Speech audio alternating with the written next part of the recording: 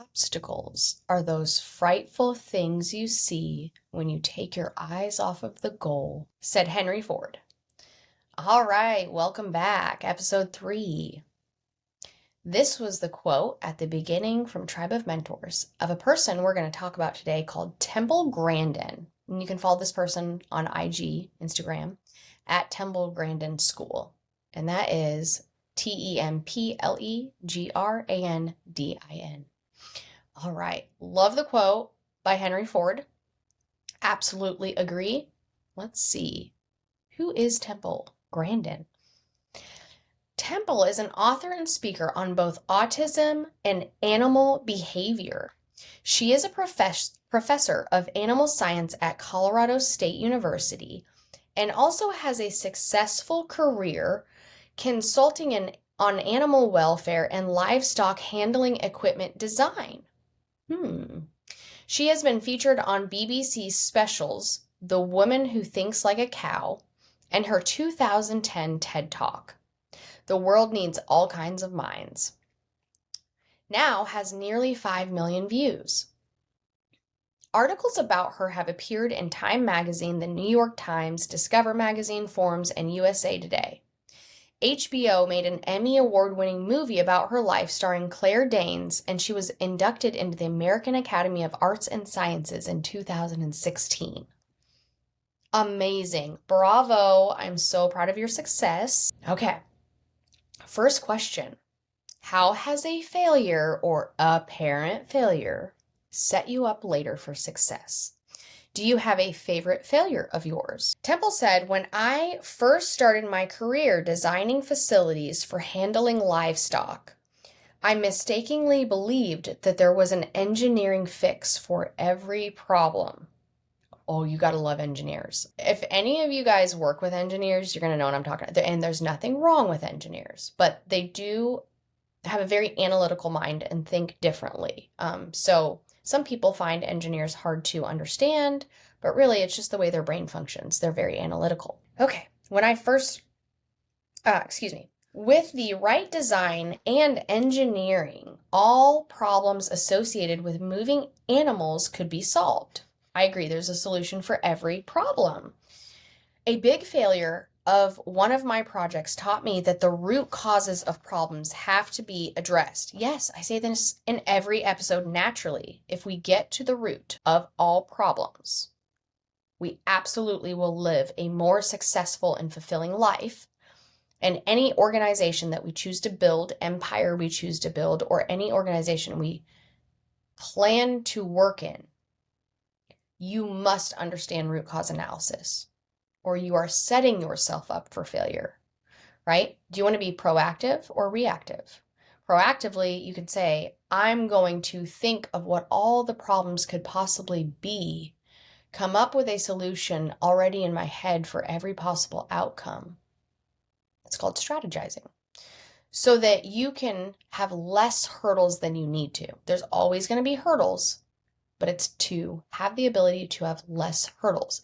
And root cause analysis allows you to go down that pathway to discover what those short-term hindrances and long-term hindrances will be. Again, whether that's personally or professionally or in any case, any situation. In 1980, I was hired to design a conveyor system that would move hogs to the third floor of an old meat packing plant in Cincinnati. Gotta love Ohio, shout out. Some of my favorite people have came from Ohio. Yeah, I do like Joe Burrow. There's nothing wrong with a good Joe Burrow. The hogs don't come at me. The hogs were having difficulty walking up the long ramps. With much enthusiasm, I took this job and designed a conveyorized chute. It was a total failure. The pigs sat down and flipped over backwards. Further observations indicated that most of the hogs that had difficulty climbing the ramp came from a single farm. Oh, pattern recognition, guys. Pattern recognition. If you start understanding the patterns that are coming up in your life, in your business, in your profession, all that, again, helps you with cheat codes, right? Fixing the problems at this farm would have been much easier and cheaper than the big conveyor mess I had created. A change in pig genetics would have solved most of the problems. Shit, could you imagine going from this machine doesn't work properly to realizing there's something wrong with the genetics? That is brilliance, and it's mastery. That is the mastery of root cause analysis. And I'm gonna actually, you know what? Let's take a quick woohoo. We're going on another journey. I'm gonna sing that song. We're going on a trip in our favorite rocket ship. Root cause analysis. All you have to do is ask yourself why. I talk about this in my TikTok, but in a very short sense. How to effectively do it to understand the true problem, because you will get stopped if you don't do it effectively and think that you found the problem and you did not. Because there's always going to be a band-aid over a bullet hole, right? Don't peel off the band-aid and think you fix the bullet hole. The bullet still has to be removed. You have to be stitched up. You have to go through a recovery time. You may even have to reinvent the way you do stuff or walk or move or whatever. So, for example, and I think this is similar to the example I used in my TikTok when I talked about this. So if you came from my TikTok and you hear this again, I am so not sorry. I'm not sorry. You should hear it a lot until it gets in your brain of how to use root cause analysis. In every organization, they use this, right? Or they should be utilizing it. If they're not, that's very concerning, and I'd like to see how long they stayed in business for. So, for example, in the manufacturing environment specifically, if a supervisor came to me and said somebody smashed their fingers in a punch press, okay, what happened? Let's do the safety reenactment. Let's do the investigation and understand what took place so that it doesn't happen again. So we don't repeat insanity, because what is insanity? It is repeating the same thing over and over and over and expecting a different result. So you will keep doing that if you never got to the real root, and that's how you'll know you didn't get to the real root. So supervisor comes in, my employee smashed his finger under the punch press. Okay, why did he do that? Well, because he stuck his finger in there and he's not supposed to. He violated a rule. That's not the problem. Don't you dare fill out that safety report and say that the cause is because the employee did not follow instructions. I cannot tell you how many times a leader has done this. That is not the root. That is a symptom of a problem. That is a symptom. That is not the medical diagnosis. That is a symptom.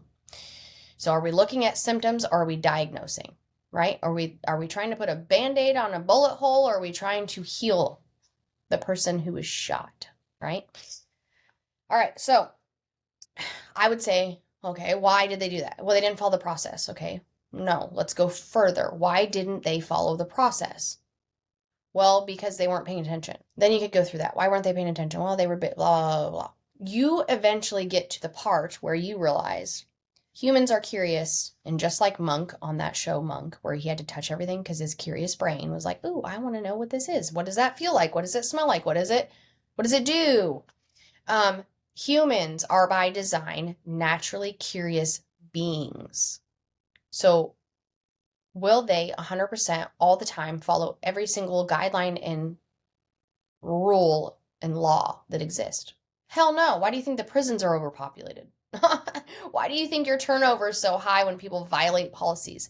Humans will always do the things you tell them not to do. They're always going to go outside of the box. That's what they were created for, to think outside of the box, to become something greater, to become something more, right? So that's when I would say, why did the employee have the opportunity to put their hand under the punch press? And then the supervisor will always say something to the effect of, well, there was a sticker that was yellow that said not to stick your hand within 6 inches of this machine. And then I could say, okay, well, you know, do we have a light curtain? Do we have to prevent, do we have a weight distributed mechanism that's going to stop, the second that someone bypasses it? Do we have machine guarding? Do we have all these things? Why do we need machine guarding? Why do we need more than just a sticker? We need to prevent a human from doing human things to the best of our capabilities. So if I said your punch press situation occurred because you did not have machine guarding up, plus a light curtain and maybe even a third safety mechanism to prevent humans from doing exactly what they are intended and designed to do. Well, whose real problem is that? If you know, okay, just like if you are working at a zoo, let's talk about Temple here. If you were working at a zoo and you had lions and tigers and bears, oh my, and you knew what instinctively and by design those creatures do, would you put them in one location and say, we don't need to fence them in? Why would we do that? They're just animals living their life. Well, if you knew that their very identity was to naturally hunt, prey, and be wild and free and do wild and free, crazy lion, bear things, wouldn't you ensure that you set that zoo up for the most possible success, like Jurassic Park, right? Let's just say in theory, Jurassic Park existed. Now, would you really put humans into a park with simply a fence, knowing that there were dinosaurs there, knowing that humans would want to get as close as possible, possibly even touch them? They would definitely get lost, make bad decisions along the way. Well, you don't put candy in front of a kid in a candy store and say, we came to the candy store, but we're not buying anything and don't touch anything and don't ask for anything. You're expecting a child not to ask for candy in a candy store? Call 50 Cent. No, just kidding. Had to add some humor in there somewhere, but you get my point. You cannot continue to fault people in your life, employees, for doing the exact thing they were designed to do. If you want a successful relationship, if you want a successful organization, you have to play with the game that you've been given. And if you know in that game of chess that in order to stop the humans from costing you work comp money and OSHA coming down and breathing down your neck and your employees going home with 9 fingers instead of 10, wouldn't you do everything possible to ensure that the entire process and safety program and everybody is on board and aligned to ensure that this does not take place because it can't, because we're going to make sure that humans can't do human things? And then you could go even further and say, well, actually, we do know all these things, but it wasn't being done. Well, why? You say, well, we didn't have time. Well, why didn't you have time? Well, we're short-staffed. Well, why are you short-staffed? Well, we have high turnover. Why do you have high turnover? Why are people leaving your organization?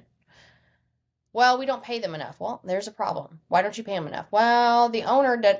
Do you see where I'm going with this?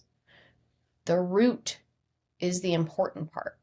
If your company has a horrific track record for safety, it goes all the way to the top because the person at the top who approves the budget did not actually care enough to put enough money in the budget to make it safe.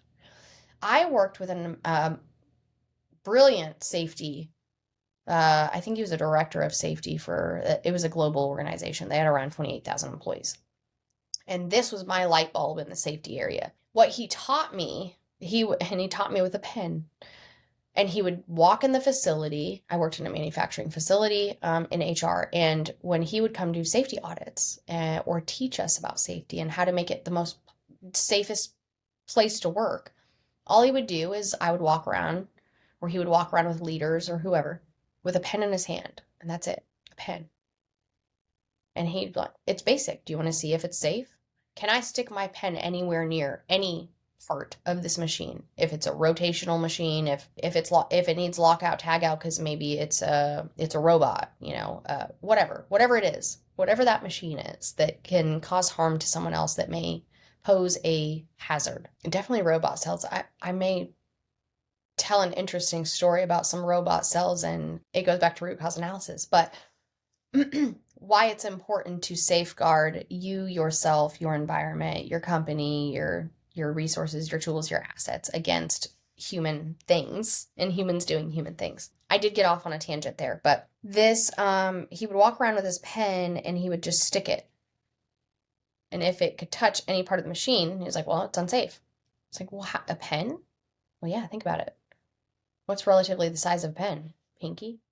Most companies, when you're talking about safety hazards, it's typically fingers and hand lacerations and or amputations. So with that in mind, it makes sense. If the smallest part of your hand, which is the biggest safety concern in almost any organization, if it can fit into anything that causes a hazard, then it's not safe and fix it. Add machine guarding, add a light curtain. There's where there is a will, there is a way. Don't tell me there's not. Nothing is more frustrating when I've worked with leaders in the past, and gosh, even the last like 6 months, this has happened. But nothing is more frustrating when people limit themselves and their root cause stops at the band-aid and never goes to the bullet hole. It is very difficult to have someone open their eyes to keep pushing further.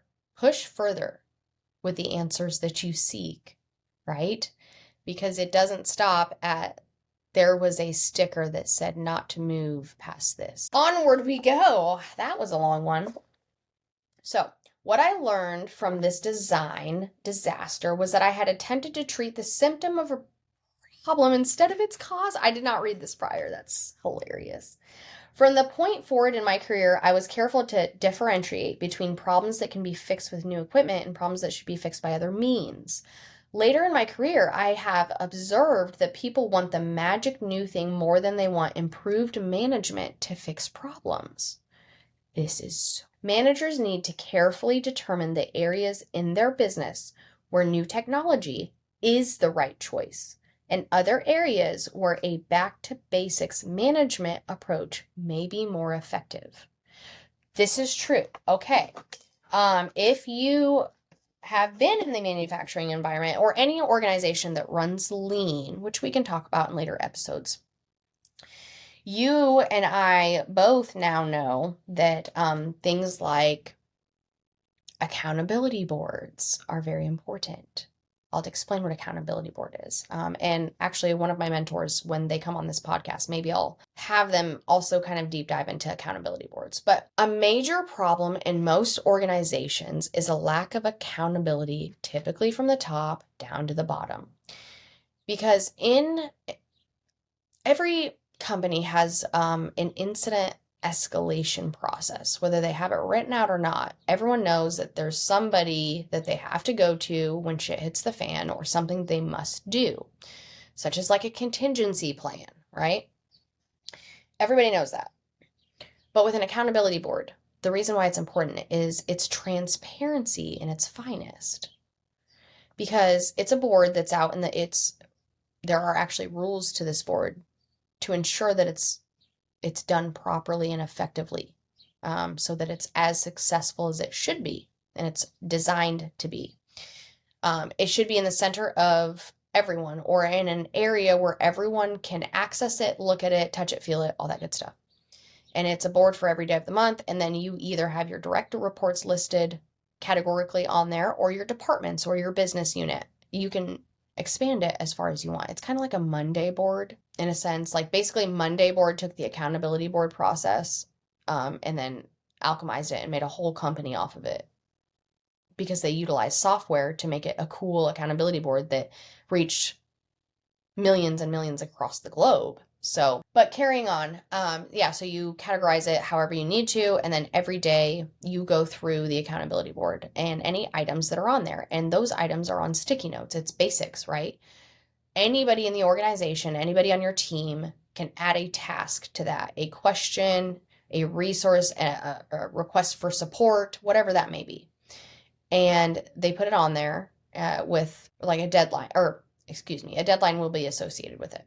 And every day, a meeting of the minds, right? Usually it's leaders or team leaders or managers or whoever meet and they go over that day on the board. So every task that's due from every part, every business unit or every person, they review it. And if it's completed, great.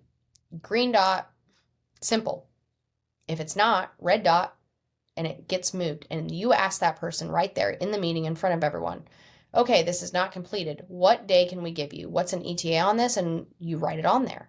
That is their confirmation. That's the transparency. You're now telling me on this date, whether it's a week from now, a month from now, that you will have this completed and we can all expect to hear that. If that goes the third time of you not meeting the deadline that you assigned to yourself, it goes to the higher ups. And then they hold you accountable for it, for not completing it. Why do they hold you accountable? Well, it's almost like a really positive bullying tactic, right? Do you want to show up? Do you want to be the only team member showing up to that meeting? You're the only one who continuously doesn't do their job? What does that say? Just put a freaking blinking light on me. I'm the poor performer of the group. My talent, the first person to go when they start cutting head counts because either I make too much money or I'm not doing my job effectively or efficiently. I'll be the first to go. That's all you're doing. You're putting a giant target on your head. So, back to reading. Back to the basics. Accountability board.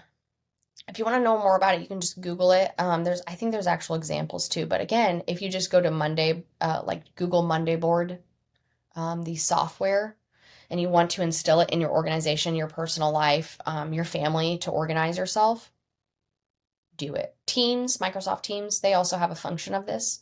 It's not as, well, there are different portions of it you can add to Microsoft Teams to have basically a task list that will also show you analytics. So the great thing about all of these is there's analytics associated with it. So even if you didn't have time to go through that entire board, what you can do is see the analytics and the growth over time. What was completed versus not completed, what was past the deadline, what was not past the deadline, how many projects are being worked on, what's the progress of those, what's the status update, how many were completed versus not completed. You get my point. And then it holds them accountable, right? So when it comes time to talking about performance management, you could easily just look at the accountability board and be like, well, I assigned you 700 tasks over the last 12 months. You only completed 62 of them on time. Exactly, see?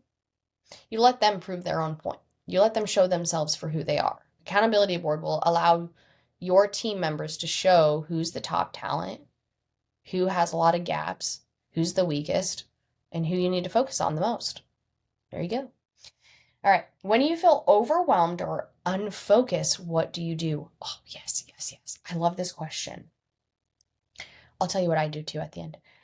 When I was in my 20s, somebody had written on the wall of the university art building, obstacles are those terrible things you see when you take your eyes off the goal. I have since learned that this was a quote from Henry Ford, and the actual wording was frightful instead of terrible. Throughout my career, I have designed many livestock handling systems for many of the major meat companies. During these projects, I have worked with both the very best plant managers and the worst. Oh, gosh, do I have so many plant manager stories, the best and the worst. Oh, gosh. To deal with this, I developed the concept of project loyalty. I have a severe feeling I'm going to absolutely fall in love with whatever she is about to say. My job is to do a good job and make the project work. A bad plant manager is an obstacle that I have to work around. Truer words were never spoken. The concept of project loyalty has helped keep me going and successfully complete my projects. That one was really short. That was it? Oh my gosh. But the next page that I turn to, he adds this randomly throughout this book. So because we came across it right after hers, I have to read it. So randomly throughout Tribe of Mentors, it says quotes I'm pondering, where he just blurbs out on a piece of paper any quotes that he appreciates during the time period and puts them on paper. So between March 31st and April 21st, get this, of 2017, these were the quotes that he was pondering at. First one was an English philosopher known as the Prince of Paradox. His name was G.K., or he or she, I'm not sure, G.K. Chesterton. And the quote, "The true soldier fights not because he hates what is in front of him, but because he loves what is behind him." Holy moly. It's just like getting to the top of Mount Kilimanjaro.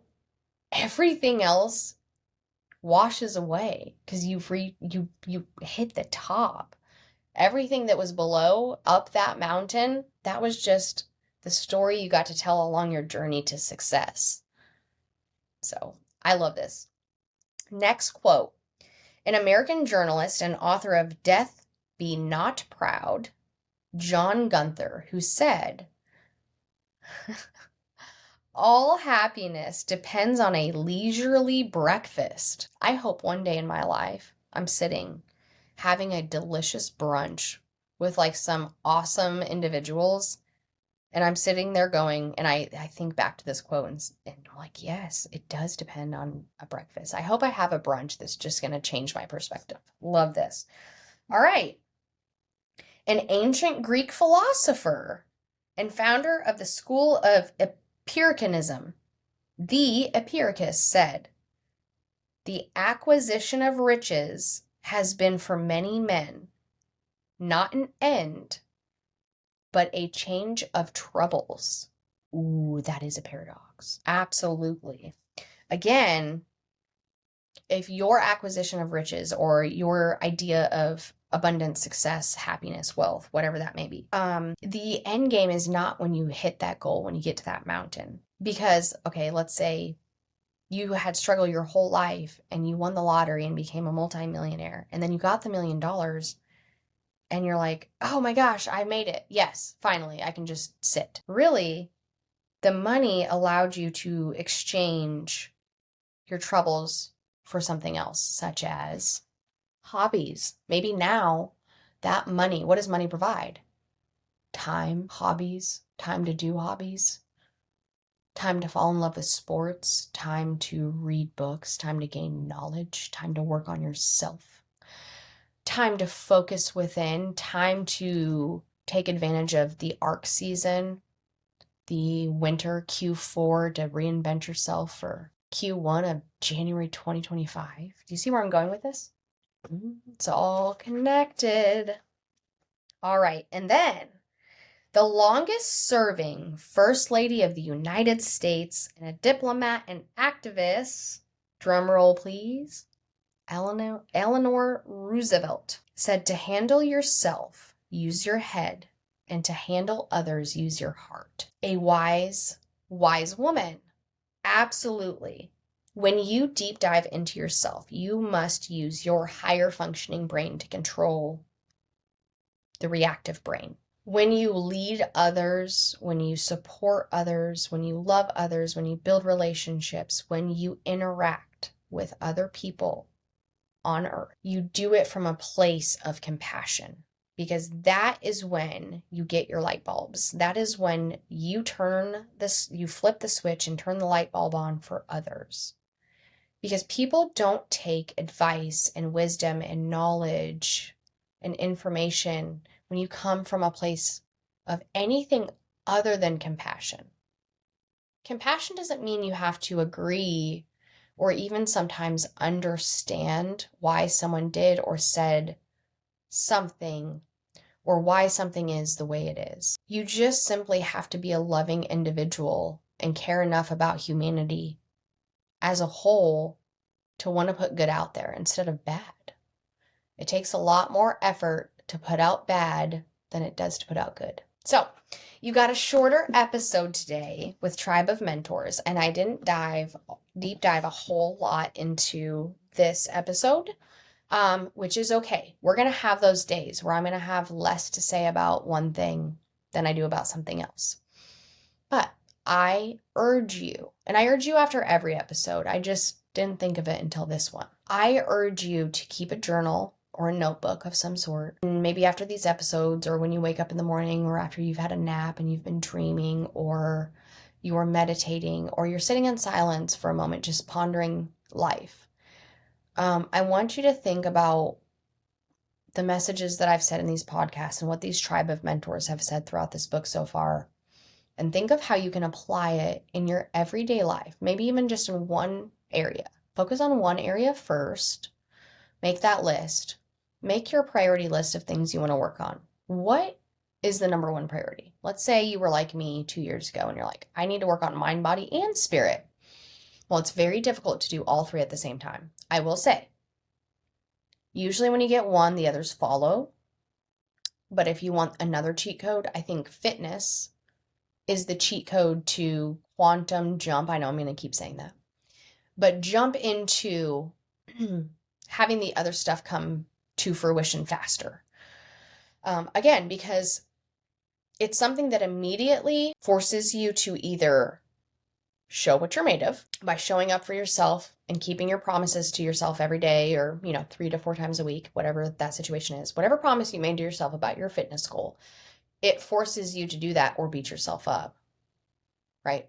It's so much easier to look at yourself in the mirror every day and say, damn, that workout was tough, but man, I did it, it was another day where I didn't give up on myself and I made a promise to myself and I kept it.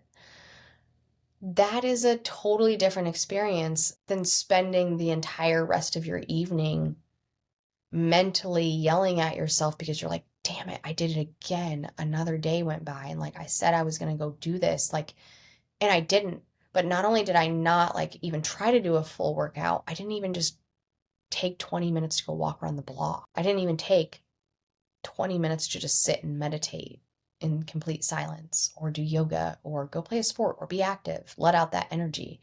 Do something that gets your body moving. These are important things to realize because again, it's all about perspective.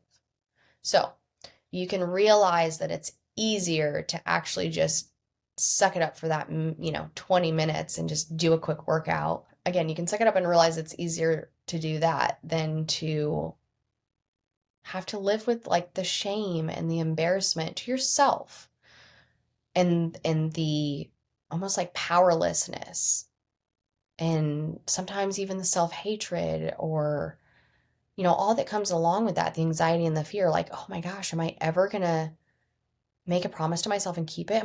Why can other people do this and I can't? That right there, stop, stop, stop. You can no longer talk to yourself like that. If you are committed to mind, body, spirit, you must be committed to changing how you talk to yourself. You should only be saying positive things about yourself and your life will vastly improve.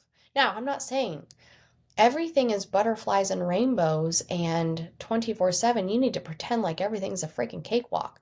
Again, you can though, because really, you can fake it till you make it and you can fake happiness and see where it gets you, which I don't suggest. It is easier just to do the work and then just be happy. I'm just saying, it really is. And then, 2 years goes by and you're like, oh my gosh, it's already been 2 years. Holy crap, look at me. And it seems like it was nothing. It just seems like it was so easy. But yet you convinced yourself that it was so hard. Again, you're your worst enemy. You're your harshest critic. You are what limits you. You, not the rules of life, not the sky, because that's not the limit either. It's you. So are you going to make the change? Are you going to remain consistent? Are you going to take the easy way out, the hard way out? Because I'm telling you, even though that day, if you said, oh, okay, tomorrow's the day, I'm going to get up at 5 a.m., I'm going to go to the gym, or I'm going to work out at home. I'm going to start it. I'm going to live a new life. And then you don't do it. What do you think happens? Okay, I'll do it next week. Oh, well, it's Tuesday. I better wait till Monday because that's a more even number. Dude, I've been there. I've literally said those words. Well, I can't freaking start that dream now. It's a Thursday. I should start it on Monday, fresh into the week. Those are the lies and the excuses we tell ourselves. That is our ego. The ego is the brain limiting you from moving forward. Of course it's going to limit you. Why would your brain want you to succeed? Your ego's safe. It's always known this way. Just like when you walk into any organization and they're like, well, we've always done it this way when you're trying to improve. People are terrified of change. Terrified. Because it's the unknown. It's the fear of failure. Root cause analysis.